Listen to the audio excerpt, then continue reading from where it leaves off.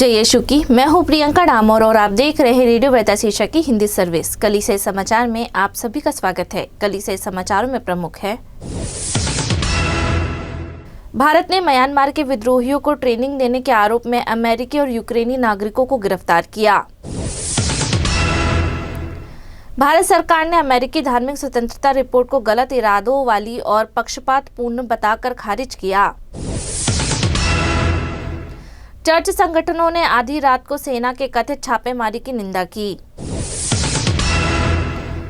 कनोसियन sisters ने चालीसा के दौरान सेवा अभियान का नेतृत्व किया। मुंबई में युवा छात्रों को प्रेरित किया। पुलिस ने मैरियन मूर्ति को नुकसान पहुंचाने के आरोप में 2 लोगों को गिरफ्तार किया। कैथलिकों ने अनिवार्य मासिक धर्म अवकाश के खिलाफ अदालत के फैसले का स्वागत किया। कोर्ट ने धर्म बहन के धर्मांतरण के आरोप के खिलाफ याचिका खारिज की।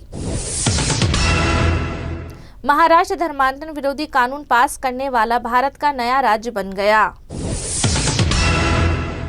मुंबई सेमिनार में कलीसिया की सेवा में आर्टिफिशियल इंटेलिजेंस की भूमिका पर चर्चा की गई। कलीसिया से देश में शरणार्थियों और शरण चाहने वालों तक पहुंचने का आग्रह है। अब जानते हैं समाचार विस्तार से।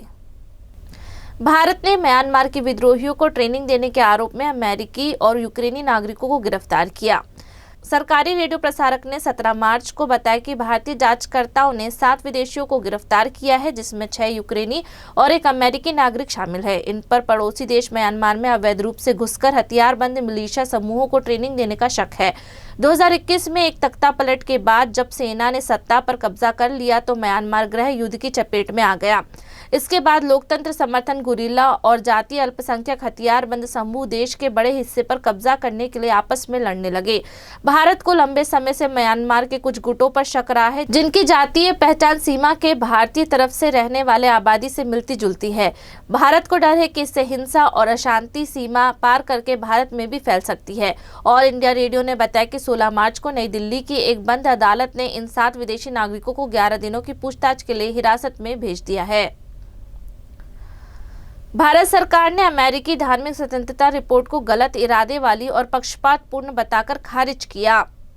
भारत सरकार ने एक अमेरिकी एजेंसी की उस रिपोर्ट को खारिज कर दिया है, जिसमें उसकी प्रमुख खुफिया agency research and analysis wing और हिंदू संगठनों के शीर्ष संगठन राष्ट्रीय स्वयंसेवक संघ पर लक्षित प्रतिबंध लगाने की मांग की गई थी। विदेश मंत्रालय के प्रवक्ता रणधीर जायसवाल ने 16 मार्च को नई दिल्ली में मीडिया को बताया कि भारत ने अमेरिकी अंतर्राष्ट्रीय धार्मिक स्वतंत्रता आयोग की गलत इरादों वाली और पक्षपातपूर्ण रिपोर्ट को पूरी तरह से खारिज कर दिया है।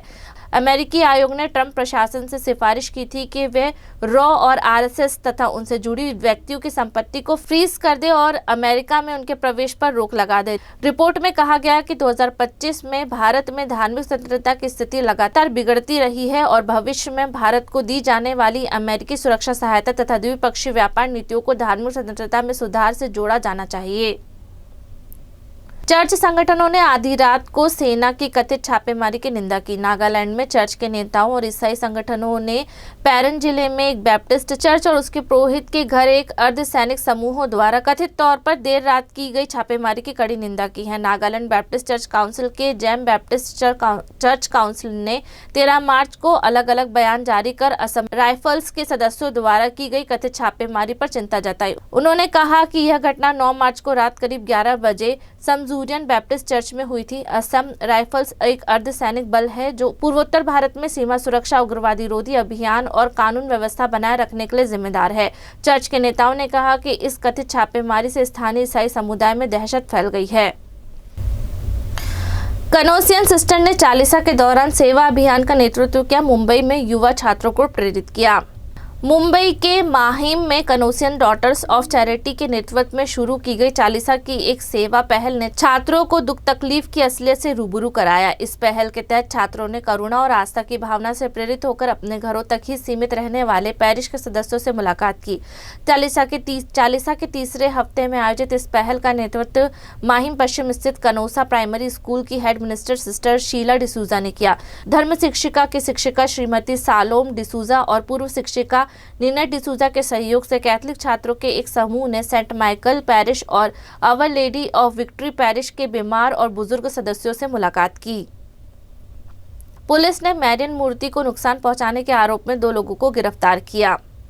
तेलंगाना में पुलिस ने 2 हिंदू पुरुषों को कथित तौर पर मरियम की मूर्ति को नुकसान पहुंचाने के आरोप में गिरफ्तार किया है। इस घटना के बाद चर्च के नेताओं के मन में यह सवाल उठने लगा है कि क्या ईसाई विरोधी नफरती अपराध अब से दक्षिण राज्यों की ओर फैल रहे हैं। आर्चडायसिस के प्रोक्यूटर और chancellor father T Victor Emmanuel ने 15 मार्च को बताया, यह पहली बार है कि जब सिकंदराबाद में इस तरह का हमला हुआ है, जो हैदराबाद आर्चडायसिस का केंद्र है। पुरोहित ने बताया कि यह घटना के एक दिन बाद यानी 14 मार्च को ही दोषियों को गिरफ्तार कर लिया गया। पुलिस ने बताया कि अपराध करते समय दोनों व्यक्ति नशे में थे। पुलिस ने इस घटना की जांच शुरू करने की घोषणा की है। हैदराबाद की कैथलिक एसोसिएशन ने 13 मार्च को जारी एक बयान में कहा कि यह पूरी घटना सीसीटीवी कैमरों में कैद हो गई थी। फुटेज में 2 नकाबपोशी लोग 13 मार्च की सुबह लगभग 3 बजे एक 2 पहिया वाहन पर आते हुए दिखाई दिए। बयान के अनुसार उन्होंने कई बार कोशिश करने के बाद मूर्ति के कांच के कवर को तोड़ दिया, मूर्ति को बाहर निकाला, उसे जमीन पर फेंक दिया और फिर एक पत्थर से उसे चकनाचूर कर दिया। कैथलिकों ने अनिवार्य मासिक धर्म अवकाश के खिलाफ अदालत के फैसले का स्वागत किया। भारत में धर्म बहनों सहित कैथलिक नेताओं ने महिलाओं के लिए एक अनिवार्य मासिक धर्म अवकाश की मांग वाली याचिका को खारिज करने के सुप्रीम कोर्ट के फैसले का स्वागत किया है। उन्होंने कहा कि यह फैसला कार्यस्थल पर समानता को लेकर चल रही बहसों के बीच महिलाओं की गरिमा को बनाए रखने में मदद करता है। अदालत ने 13 मार्च को एक जनहित याचिका को खारिज कर दिया, जिसमें पूरे देश में मासिक धर्म अवकाश को अनिवार्य बनाने की मांग की गई थी। अदालत ने चेतावनी दी कि अगर इस नीति को लागू किया गया तो कोई भी महिलाओं को नौकरी पर नहीं रखेगा। याचिका दायर करने वाले वकील शैलेंद्र मणि त्रिपाठी ने एक समान नीति के लिए तर्क दिया। उन्होंने कहा कि कुछ संस्थान और कंपनी पहले से ही मासिक धर्म अवकाश देती है, जबकि अन्य नहीं देती। कोर्ट ने धर्म बहन के धर्मांतरण के आरोप के खिलाफ याचिका खारिज की।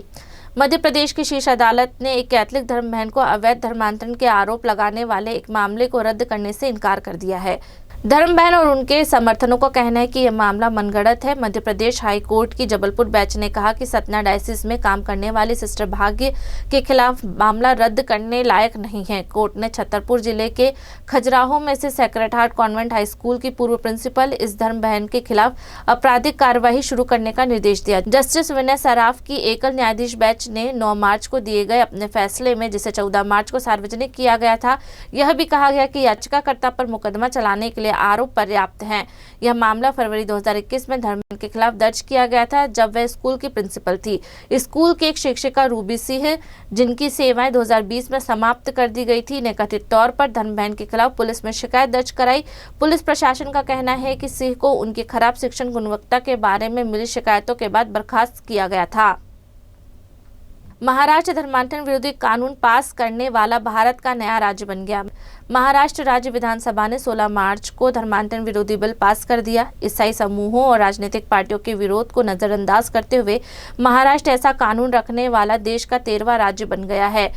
पास हुआ ड्राफ्ट कानून की धर्म की स्वतंत्रता बिल 2026 तब तक कानून बन जाएगा जब इसे राज्य की विधान परिषद मंजूरी दे देगी और राज्य के गवर्नर, जो राज्य के केंद्र सरकार के प्रतिनिधित्व होते हैं, इस पर दस्तखत कर देंगे। राज्य की सत्ताधारी सरकार, जिसका नेतृत्व हिंदू समर्थन भारतीय जनता पार्टी कर रही है, ने इस कानून के लिए जोर दिया था।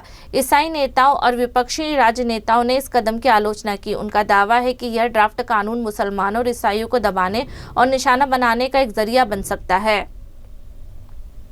मुंबई सेमिनार में कलीसिया की सेवा में आर्टिफिशियल इंटेलिजेंस की भूमिका पर चर्चा।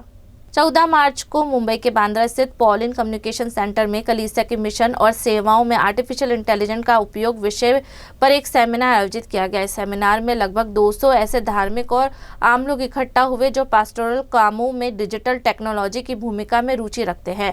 डॉटर ऑफ सेंट पॉल द्वारा बॉम्बे के आर्चडायसिस के सहयोग से आयोजित इस आधे दिन के कार्यक्रम में बिशप एल्विन डी सिल्वा, फादर वॉल्टर डी सूजा और फादर गैविन लोपेस ने प्रस्तुतियां दी। इन्होंने चर्च के जीवन भवन और सेवाओं में आर्टिफिशियल इंटेलिजेंस के उपयोग से जुड़े अवसरों और चुनौतियों पर चर्चा की। मुंबई के सेंट पायस सेमिनरी में धर्म ग्रंथ के प्रोफेसर फादर वॉल्टर डिसूजा ने धर्म शिक्षा, आस्था निर्माण और सेवाओं में एआई के पास्टोरल संबंधी उपयोग पर बात की। उन्होंने एआई के विभिन्न प्लेटफॉर्म के बारे में बताया और यह दिखाया कि Canva, chat GPT, Google Gemini जैसे टूल्स धार्मिक अनुष्ठान की तैयारी और धर्म शिक्षा देने में कैसे मदद कर सकते हैं। कलीसिया से देश में शरणार्थियों और शरण चाहने वालों तक पहुंचने का आग्रह। संयुक्त राष्ट्र शरणार्थी उच्चायुक्त के एक अधिकारी का कहना है कि कैथोलिक कलीसिया प्रवासियों के लिए सराहनीय काम करता है, लेकिन उसे अपनी सेवाएं भारत में शरणार्थियों और शरण चाहने वालों तक भी बढ़ानी चाहिए। कलीसिया का प्रवासी आयोग और उसके समर्पित कार्यकर्ता प्रवासी और यात्रा पर निकले लोगों को करुणा और समर्पण के साथ सहायता प्रदान करते हैं। भारत में संयुक्त राष्ट्र शरणार्थी उच्चायुक्त के अधिकारी सेलिन मैथ्यू ने अपना काम वास्तव में कर्म के गरिमा को दर्शाता है। नई दिल्ली में आयोजित एक कार्यशाला में जिसे सीसीबीआई के प्रवासी आयोग के उत्तरी क्षेत्र द्वारा आयोजित किया गया था, मैथ्यू ने कहा, आज मैं आपको आमंत्रित करना चाहूंगा कि आप इसी समुदाय में रहने वाले कमजोर शरणार्थियों और शरण चाहने वालों तक भी इस सहायता का विस्तार करने पर विचार करें। इसी के साथ कलीसिया समाचार समाप्त हुए। अगली बार फिर मुलाकात होगी नई खबरों के साथ। नमस्कार। रेडियो वेरितास एशिया आपके लिए लेकर आए हैं RBA mobile app. RBA mobile app पर हमारे विभिन्न प्रकार के कार्यक्रमों का लाभ लें, हमसे जुड़े और एशियाई ईसाईयत की आवाज का हिस्सा बने। आज ही ऐप स्टोर एवं प्ले स्टोर से आरबीए मोबाइल ऐप डाउनलोड करें।